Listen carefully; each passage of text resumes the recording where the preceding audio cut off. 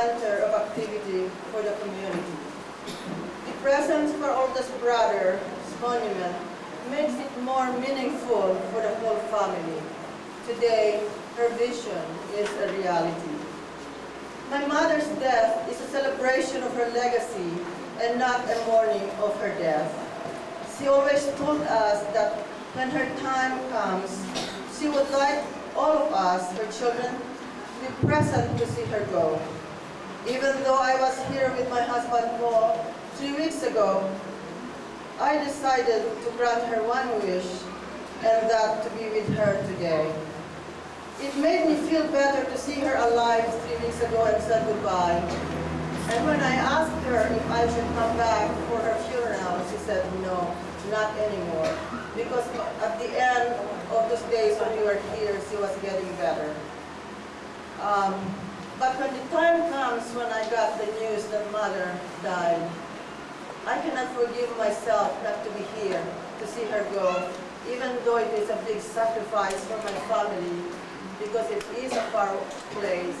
I also decided to bring my son and Susan, who is a member of our family, is my niece, to see my mother go and say goodbye. She led a very long and fruitful life.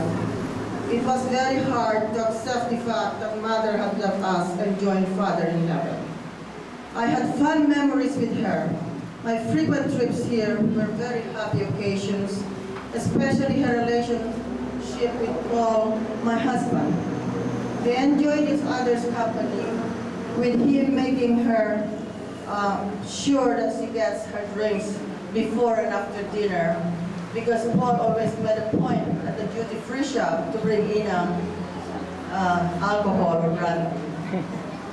She also brought cigars for her. And when he was here 3 weeks ago, he made a point that Inang will have a wine and smoke a cigarette, and she did that. Mother was a very generous and kind-hearted person. She is a woman of simple means, and whatever she had, she was willing to share it with all her friends and relatives.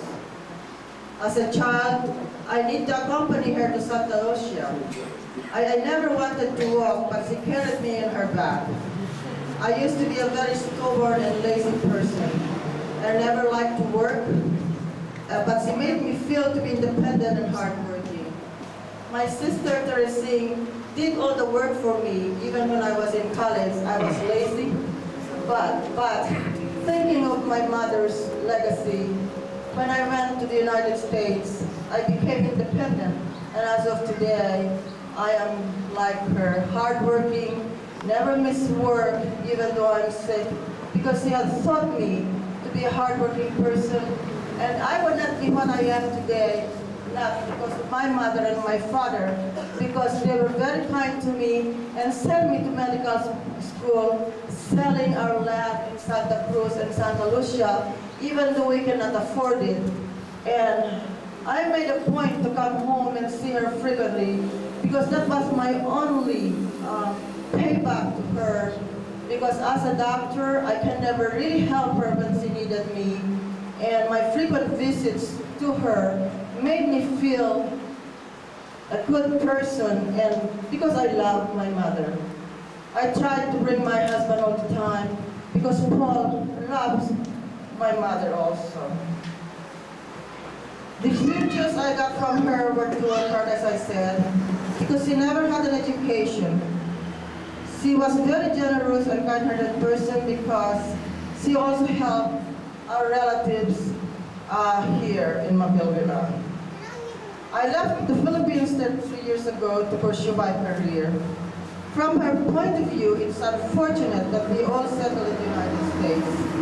My only regret was she did not want to come there, even though she would have led a very successful life.